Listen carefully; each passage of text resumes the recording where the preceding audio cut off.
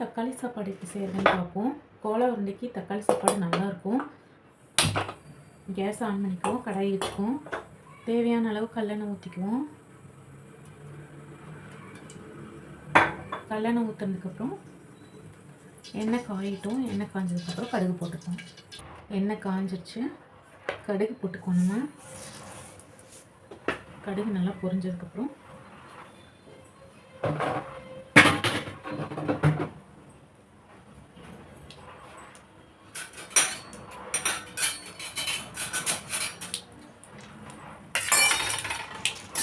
கடலைப்பருப்பு போட்டுக்குவோம்.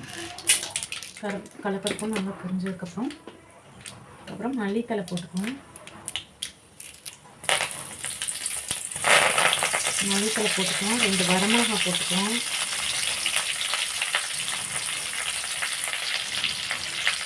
அதுக்கப்புறம் தேவையான அளவு வெங்காயம் போட்டுக்குவோம். தக்காளி வந்து மிக்சியில் அரைச்சி சேர்க்காதீங்க, டேஸ்ட்டே இருக்காது. இந்த மாதிரி கட் பண்ணி சேர்த்திங்கன்னா கோலா உருண்டைக்கு இந்த மாதிரி தக்காளி சாதம் செஞ்சிங்கன்னா நல்லாயிருக்கும். செஞ்சு பாருங்கள். ஒரு டைம் நல்லா வதக்கிக்கணும். வதக்கினதுக்கப்புறம் கொஞ்சம் லைட்டாக மஞ்சள்தூள் போட்டுக்கலாம். லைட்டாக மஞ்சள்தூள், லைட்டாக மிளகாய்த்தூள் போட்டுக்கலாம். போட்டு நல்லா வதக்கணும். கலர் மாறணும் வெங்காயம். இப்போ வந்து தக்காளி போட்டுக்குவோம்.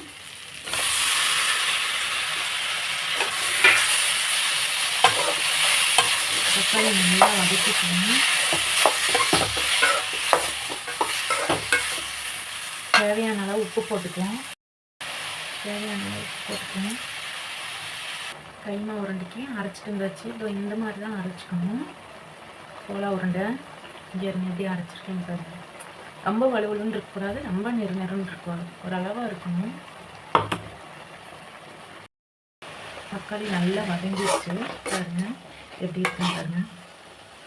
நல்லா வதங்கிடுச்சு. சாப்பாடு போட்டு கிளறிக்குவோம்.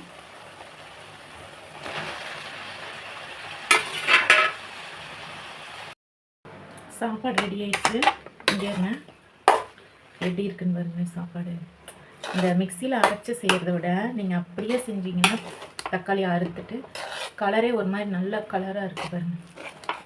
சாப்பிட்றதுக்கும் ரொம்ப டேஸ்ட்டாக இருக்கும்.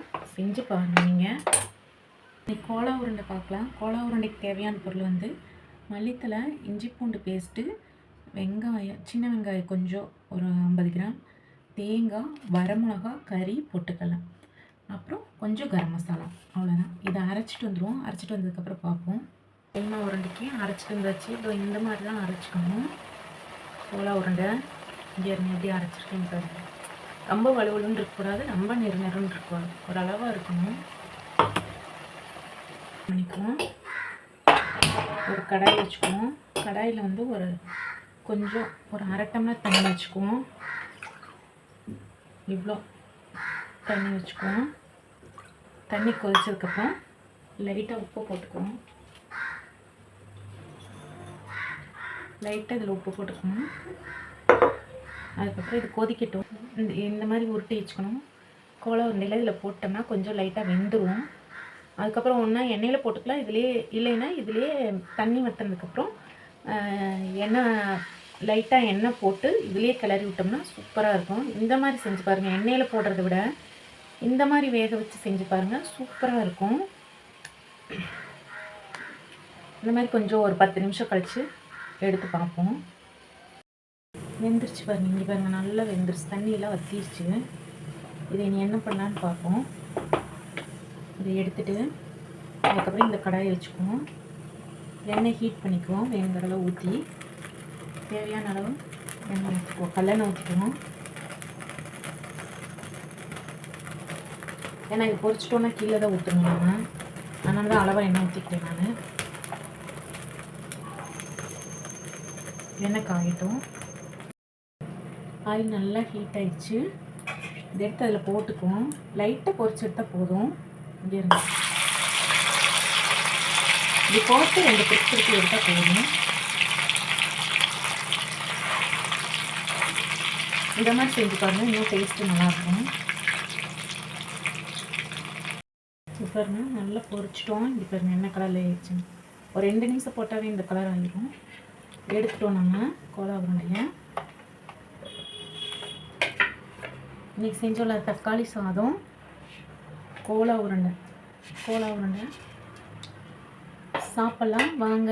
கமெண்ட் பண்ணுங்கள், ஷேர் பண்ணுங்கள், சப்ஸ்கிரைப் பண்ணுங்கள். இது எப்படி இருந்துச்சுன்னு செஞ்சு பார்த்துட்டு எனக்கு கமெண்ட் பாக்ஸ்